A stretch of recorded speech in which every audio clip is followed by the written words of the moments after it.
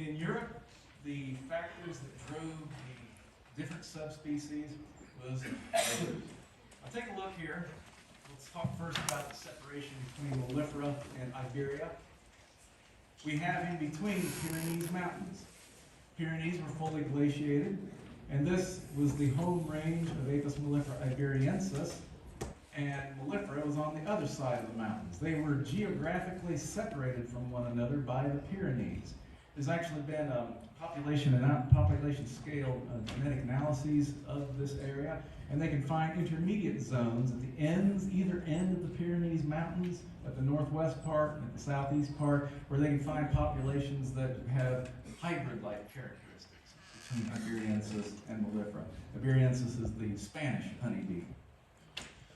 We too have Iberiensis, by the way, in this country, but it's mostly restricted to the American Southwest, which makes perfect sense.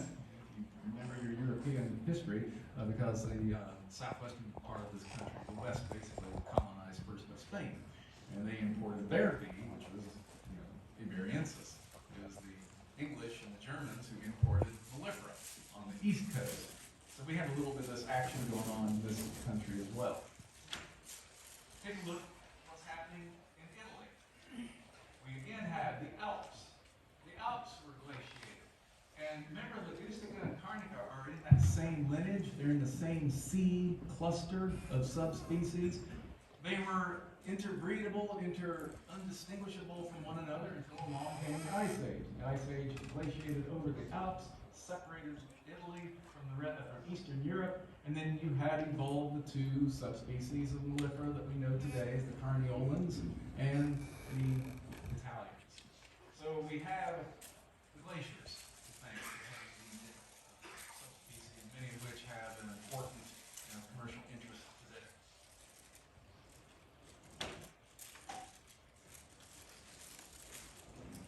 The relationship between Mellifera and human beings I consider ancient and profound. I have a pet theory I've tossed about with Lewis. Yeah, I have a pet theory, so don't steal this, okay?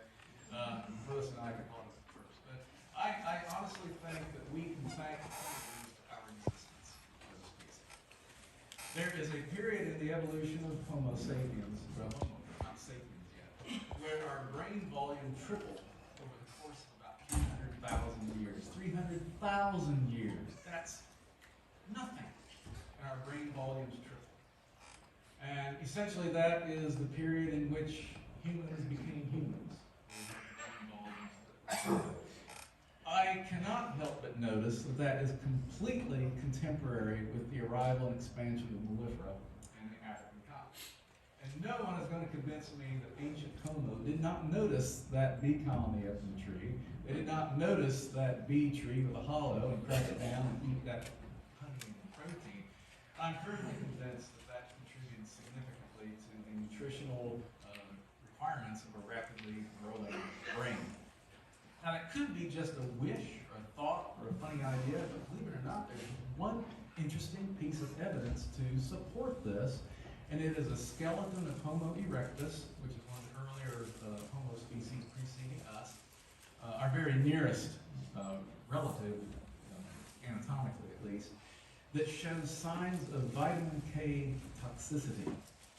This individual had eaten too much vitamin K, and it induced skeletal symptoms that persist to the fossil record for anthropologists to read today.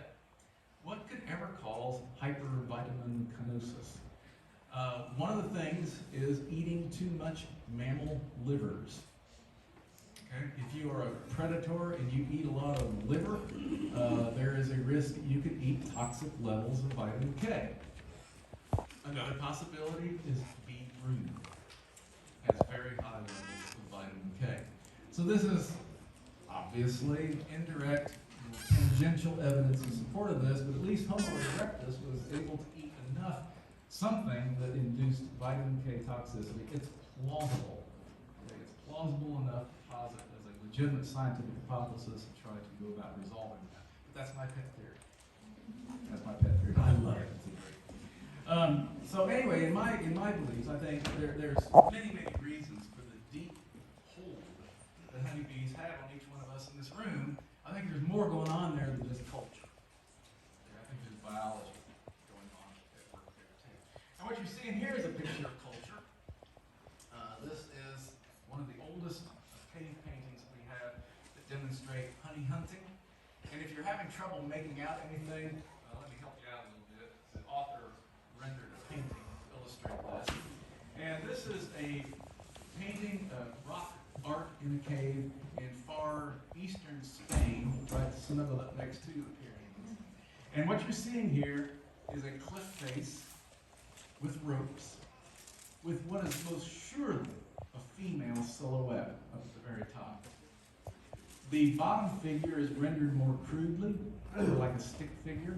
And it's interesting, the artists took advantage of an existing hole in the wall. See right over here? That's it right there. To represent the bee nest. So here we have this female who shimmied up these ropes with a basket in her hand. Very easy to imagine her extracting brood and honey and dropping it down to her mates on the ground.